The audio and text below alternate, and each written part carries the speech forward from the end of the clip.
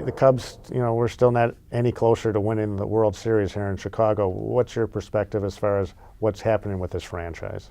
Well, it got off to a pretty good start under Lou Piniella, and I think it's sort of the last couple of years after that 97 wins is just sort of trying to recreate something, and hasn't worked. It seemed like it was like forced, like, okay, we can get to 97 again, and all of a sudden you're down in the 80s, and it's really been tough. And then, of course, they had some injuries last year, and so a lot of things, but that's the nature of baseball. I mean, you can be close, and then you can be so far away, and it could look the same on paper.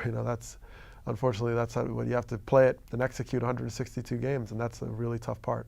At some point, Lou Piniella is going to step down as manager, perhaps at the end of this year. You played with Ryne Sandberg. You were around him in the minor leagues. There's a lot of talk about him possibly being a manager of the Cubs. What's your perspective there? Well, I'm more fascinated. This guy is getting ejected all over the place, so he's come out of his shell. But when he first came down, I think he broke his hand in spring training, and I was an A-ball in Daytona Beach, so he came on a rehab assignment.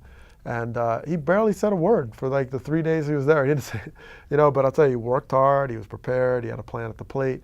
Generally, he was silent and deadly. So it kind of gave me confidence because I was always considered nonchalant and too quiet or, thinking too much or whatever. And then I saw a guy that didn't say a word for 3 days and was, an all-star. So I think that helped me really see that you can get there and make it and still have this like low-key personality.